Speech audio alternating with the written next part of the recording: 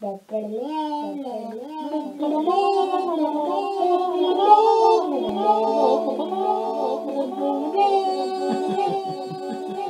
Now Turkey. Jennifer. Yes. Rainbow hair. Yep. I has it. When did you first rainbow your hair? Was 2016, I believe. Mm-hmm. And yeah, it was right around my birthday in 2016, so September-ish. So right before Donald Trump became president. Yeah. Do you think the universe made Trump president to counterbalance your glorious hair? Because the universe was like, this person made themselves a beautiful work of art on their head. Therefore, let's deregulate the entire system. I'm gonna go with no. I remember right before he got elected, a guy I went to high school with who wound up a financial planner. He tried to, you know, he was clearly a conservative, but he's like, everybody calm down. He's not going to do any of this crazy shit. He's just trying to get our attention and hold it. And I love that he's no longer a friend on Facebook. I have no idea why anybody would defend him ever. The man has clearly always been a clod and a buffoon and a horrible narcissist, but... How can you say his third wife started the non-bully thing? It'll be best. Melania, Melantonia, and the Infinite Sadness. Melania, Colley, and the Infinite Sadness. Rainbow hair. Yes. You used to have a lot more hair. You shave. I had a lot more hair. You shave what they call that, the undersheath, the under. Shit, 3/4 of it is gone. I pretty much just have the top of my head now, and that's it. Basically, I was having a lot of neck problems for a really long time, and my hair was way too heavy. When you say neck problems, tell me, like neck pain? Like a lot of pain. Like I could hardly move my neck some days because I was just in so much pain. And I noticed that, you know, if I would like just hold my hair up in the one hand, would kind of just hold the weight of it in my one hand, my neck would feel slightly better. After being kind of wedded to having, you know, long, thick hair my entire life. Long, beautiful hair. My hair is very, like, even now that 3/4 of it is gone, you can't really tell unless I'm wearing it up. When I first met you, you were blonde. Jen Blonde? Because it was like brownish blonde. Yeah. Some people say sandy blonde or dirty blonde. Golden, but with golden brown. With a chestnut. What are the other colors you did? I did before purple. You got to Rainbow Land. Before I got to Rainbow Land, I did blue. Right. And I did blue and purple, and then I went to rainbow. And then, like, before I had done just, like, the home, whatever, I had done black, and I had done red, like more of, like, a burgundy-ish type of red, the ones that you can get at, like, any department store. Blonde burgundy. I'd like to play the Yaz flute. I never dyed my hair because I've had a receding hairline since I was 12. Like, I had Kelsey Grammer hair at, like, 18, which, you know, my family feared would make me bitter, but luckily I rose above that. I've just always been bald. Like, I've always had huge fucking forehead. And I had the greasy grunge hair in high school because that was the style at the time. But I never dyed my hair. I never went that route. And now it's mostly gone, so it's like, to dye it now would be kind of silly, but... I wasn't allowed to when I lived at home. You weren't allowed to dye your hair? Nope. Is that a Catholic thing? No, just my parents were. Just a parents thing? Yeah. You're not gonna dye your hair and live under this roof. Basically. Yeah. So, this is what happens, folks. If you don't let your kids dye their hair, they get old and grow crazy. I was a mullet kid. I started growing my hair at around 11, and my dad hated it. Dad was a crew-cut Navy guy. His hair looked like one of the guys from Sha-Na-Na. He liked that greaser, 50s look. Like Travolta in Grease. Like, to him... Bowser or something? No, but my dad had a lot of hang-ups about that stuff, about, you know, guys are guys and girls are girls, and he would have fucking hated this whole gender fluid thing. He passed away in 2000 out of shame, but, no, he had a real hang-up about my hair. When it got past my ears, I remember that being a big deal. It was like, why's your hair past your ears? It's like, oh, because I like it, you know. And I had my hair, even though, like I said, I had a huge forehead. I started growing around 11 and had it long till about I was 19. And then at 19 I was like, okay, and then chopped it off. Went back to my ears, chopped it back up to my ears again, and then over the years now it's shortly kept. No, I never. Mostly a mad scientist thing when you grow it out. Yeah, I like to go for like a sort of a unkempt Unabomber look, you know. I like to think of myself as sort of, if James Gandolfini played the Unabomber, that's the look that I go for, a thinner Kubrick. But I've had the beard for a while. And how do you like it? Hmm? And how do you like it? I like having a beard. I think it suits my face. It's weird. Without the beard, my eyes seem to disappear. I can't explain why that is. It's a weird thing, yeah.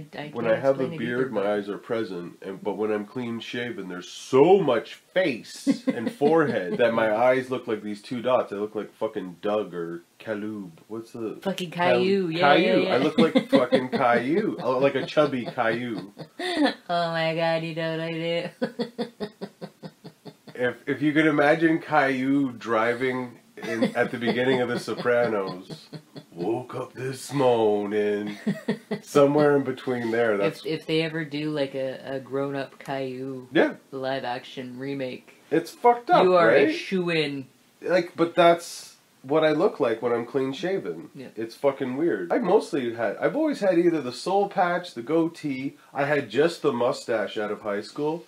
And Jen did not like that look. No, I only saw pictures, thank God I never... No, people would tell me, you look like a child molester. Like, you look like a guy they say, look out for this man. Yeah. When I wear just the mustache, I do not have a face that can carry just a stash. You looked 40 years old at 18. Which was great for, buying alcohol when I was underage. I used to pick up beer for my dad and drive it on my BMX. I was that kid. Smokes and beers, because that was considered normal. Yeah. The rainbow hair. Yes. Sometimes sometimes I've noticed online people will make fun of it, say rainbow bright or whatever, if they disagree with you on political posts. Yeah. I don't understand when people just like, oh, one guy is like, it looks like a rainbow vomited on your head. Like I was unaware. Yeah. You fell asleep and somebody spent lots of hours with, and then I changed my profile picture to this all somehow without noticing. It looks like a rainbow vomited. Well, no, it looks like a rainbow. Yeah.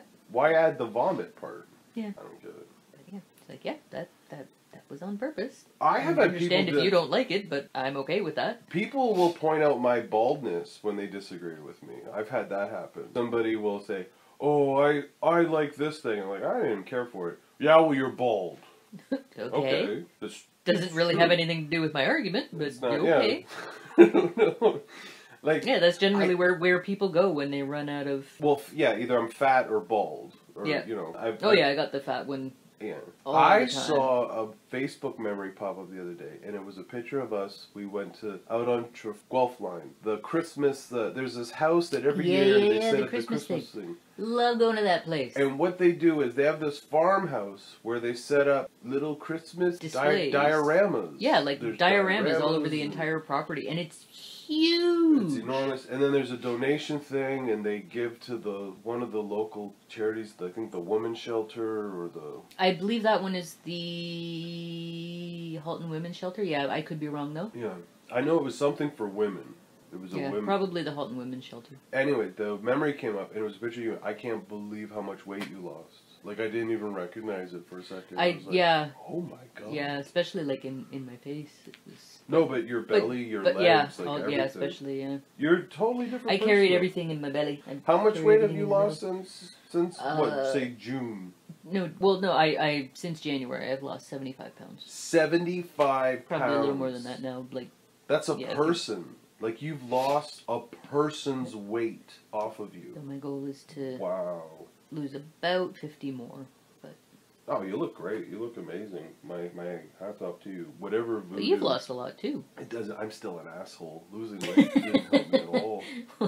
So am I, but you're. I think you're a genuinely I'm still the same kind person I was. No, you're not. You're a better person now that you're thinner, because that's how it works for women. Didn't you get the memo? Oh, I'm sorry. Thinner women are happier and have better lives. That's what they tell. I read that. Fox News told me that big women are unhappy. No, but we are told that people who are fit enjoy life more. Yeah. And there is something to that. I can honestly say it. At the heaviest I was not the most jolly. at my heaviest. I can say that. Yeah. But I'm saying that when I was But everything thin, that led to that, you know, it was... yeah, no, it was a series of decisions. But I'm saying the thinnest I've ever been, outside of like when I was 3 or whatever, and had tonsillitis. But I mean... But as an adult. As an adult, at my smallest and at my fattest, it was like Goldilocks' porridge. Neither one of them was just right. Somewhere in the middle, I found my thing. Like I'm a chunky guy. I eat a lot of bread. I don't drink alcohol anymore, but I'm not on a crusade against alcohol. If I drink it again or don't, I'm indifferent to the experience. Yeah, if we went to some like function or whatever, and somebody offered you a beer, you would take it. Like, yeah, I can have beer. I no longer have to drink all the beer tonight. Yeah. Like, and I was that guy. We were both in that place when we met. Yeah, when we met, we were both we met at a bar and got fucking hammered. Yeah. Like that was our jam. Heavy drinkers for years. Yeah. And then over the time we talked about it, and it was like I don't want to be a heavy drinker. Yeah. Because heavy drinking, there's a certain amount of depression. There's a lot of water weight. Mm-hmm. And you have to like set time to be drunk. Do you know what I mean? So after a while, it just became like a chore. Like, well, we gotta get fucked up because it's Friday. And then it's like, no, I have stuff to do. Like, luckily, Jen and I have been very open about. We have a lot of creative projects. We have a lot of itches to scratch creatively. Yeah. Like you have jewelry. You make jewelry, and I draw. I paint. I write. I have different things that I want to do, and booze started cutting into that, and I just realized that like into our 30s, it was like we sat down and had a talk, and it wasn't like let's wean ourselves off alcohol. You just stop. Well, at least for me, I just stopped buying it. It was like when I decided to stop smoking. I started smoking at 13, which is stupid, and I kept smoking into my 30s. Yeah. And then I was. Oh God, I smoked even longer than you did. Yeah, but to me, there was just a point where I was like, I don't want to do this, Yeah. so I just stopped buying it, and then you just stop doing it. Yeah. Because even when you stop smoking, like people offer you smokes because they've seen you smoke. Hey, do you want a cigarette? You have a cigarette? Whatever. Well, and that was the thing. Like we both, you know, we quit drinking and then we quit smoking, but then we basically just replaced that with food. Yeah, yeah. You know, and I mean a lot of that too was just I think is a thing that happens with a lot of people when you're working, especially when you're working shift work, is that. You know, you don't have time, or you're just so fucking exhausted at the end of the day. We're just like, I don't want to fucking cook. Let's just grab takeout. Yeah, there's a convenience to it. Yeah. There's a convenience to it, but eventually, the inconvenience of that is you puff up like a fucking. we just got so big. We were very large people, and that's what I mean when that memory showed up from 2018. Like that's just 3 years ago. Yeah. But I don't recognize those two people. I understand in my head that's you and me, but it doesn't look like us. Yeah. Like, even in 3 years, I don't know that guy. That guy, he was fat and just. I'm still a heavy set guy. I consider myself a chubby guy, but I was. Oh yeah, and I'm still chubby too. I was chubbier then. Yeah, but it's weird too. Like since losing this weight and starting to get healthy again, is I've noticed that even I can look at old pictures of us where I was thinner than I am right now, but I looked puffier than I do right now. That's the booze. And it was I think it was just the booze, and then just everything we were eating was just shit. Like, you know, we were at least twice a week doing takeout, at least. Yeah, and in between eating cheesies and nachos and like I'll occasionally have nachos, but I don't have to have it. I don't have to have Taco Bell. Yeah. Like I would go days without drinking just a glass of water. You know what I mean? Like it was always tea, pop. Yeah, we drink coffee. a lot of pop. Pop we just stopped buying, and I compare soda to alcohol because in a lot of ways it basically is alcohol. I mean, it's just a lot of sugar. You know what I mean? Yep. It's a convenience. Soda to me is just as bad as alcohol. And it really kind of scratches that itch anyways. It's just this sweet, bubbly thing you throw back in your gullet, and it's instant pleasure, right? Yeah. But I understand that, it rots your teeth, you puff up from it, it's murder to your stomach, you know what I mean? Like, no doctor ever said, you're not drinking enough soda. But I liked soda. I really did enjoy it. And juice, too. But most juices aren't good for you. You know what I mean? Yeah, a lot of it's just sugar. Flat soda. Yeah. Like, that's all it is. But I feel better now that I made the conscious decision to not buy the stuff. Like I said, I'm not on a crusade against them. If you enjoy it, that's fine. It's just for me, over time, I overindulged in it. It's like having alcohol. I don't think I'm an alcoholic, but I am a person who overdoes it. If it's in the house, I'll probably drink it all. You know what I mean? Whereas, it's not even like it's not like I'm daring myself. It's just, it's pleasurable. Why would you not do that? But there comes a point as an adult where you go, that pleasure, actually comes with a lot of complications. So I just don't have it around now. And I feel better for it. I sleep better for it. I find my sleep is more even now that I don't drink. Yeah. And then it's like, what do you replace it with? I mean, we still use caffeine to a point, but I don't need a coffee to wake up. You know what I mean? Like, I used to have a couple of coffees to get going. And then at night have a couple of drinks before I went to bed. And it's just, if you eliminate both of those, you even out. You get more even, and you go to bed more even, rather than the now, go. Just, I pushed that out of my way. Yeah. So jewelry. You make jewelry? I do. What kind of jewelry does Jen make? I make chainmail jewelry, pretty much just... Now, chainmail means that once after you make it, I have to send it to 5 friends? What does chainmail mean? Chainmail, it means I use rings, and I open and close every ring, and put it together myself in various patterns. So every chain is composed one ring at a time. One ring to rule them all. And the locks. Yep. Some of these chain have locks on them. Pretty much everything I make now is the locking collars. Mm-hmm. Day collars. So it's for show, because I use aluminum, so obviously it's not meant as any type of functional collar for the BDSM community. Mm-hmm.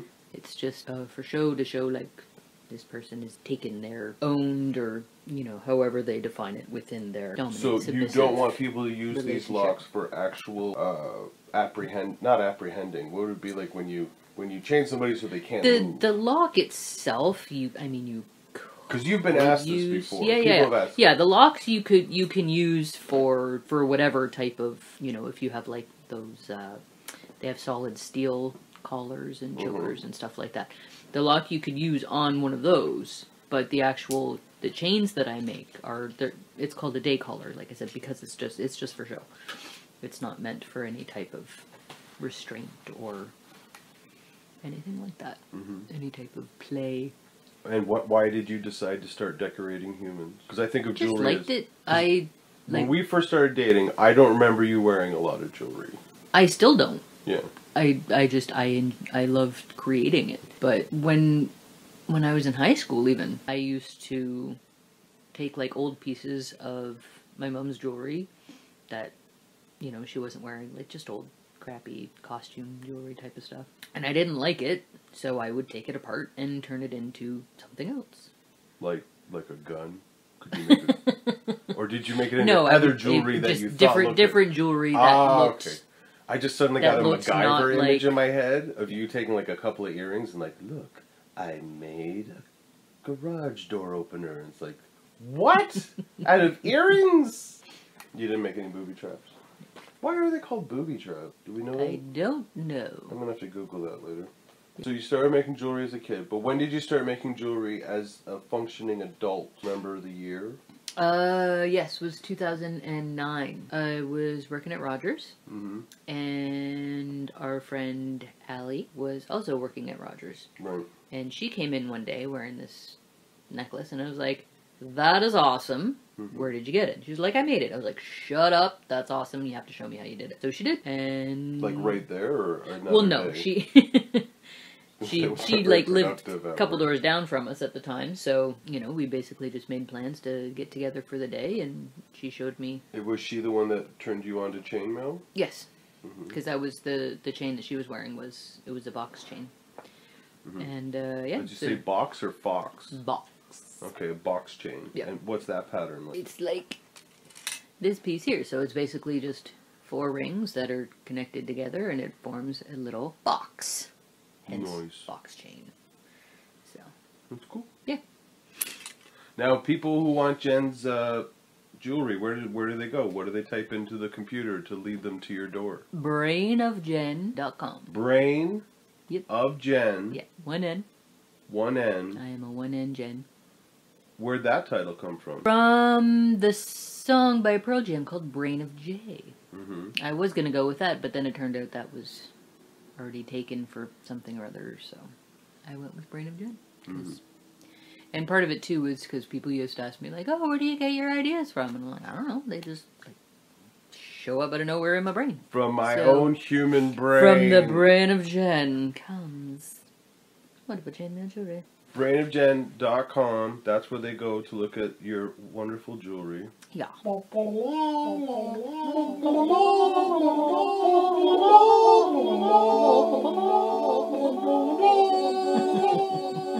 Quack Now Turkey.